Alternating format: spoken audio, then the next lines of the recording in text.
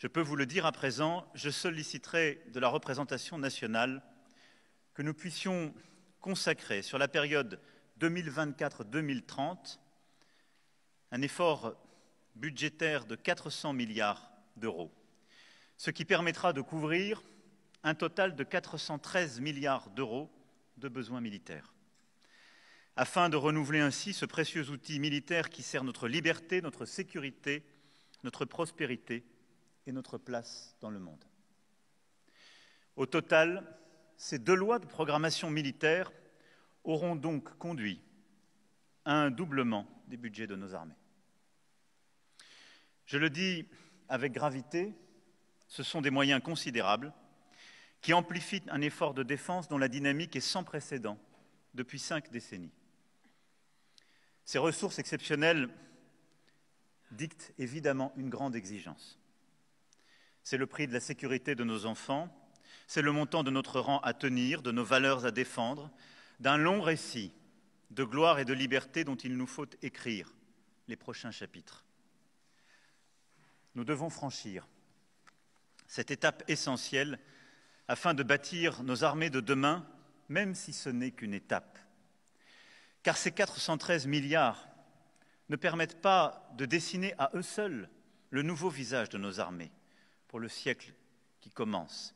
Mais ils amorcent un investissement inédit, un changement profond qui sera ensuite irréversible. Nous ne devons pas faire pour autant pareil avec plus. Nous devons faire mieux et différemment.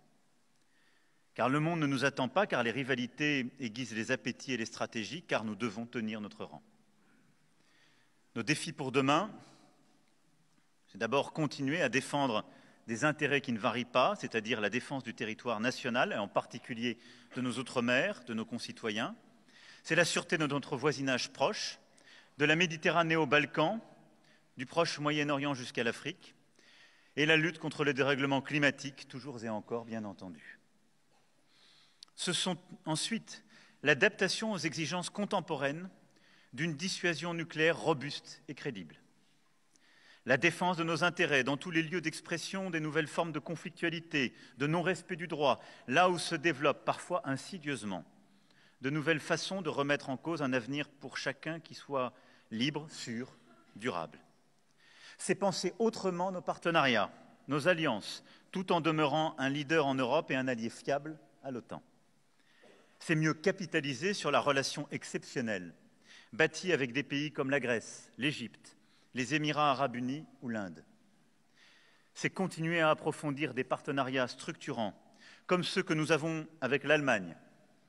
Et j'aurai l'occasion, dimanche, avec le chancelier Scholz, pour notre traditionnel Conseil franco-allemand de défense et de sécurité, de le décliner à nouveau, ainsi qu'avec le Royaume-Uni, et nous tiendrons avec le Premier ministre Sunak notre sommet bilatéral dans quelques semaines, ou avec l'Italie ou l'Espagne, avec qui nous venons de signer un traité de coopération et d'amitié, renouvelant le cadre de nos relations de défense qui dataient des années 80.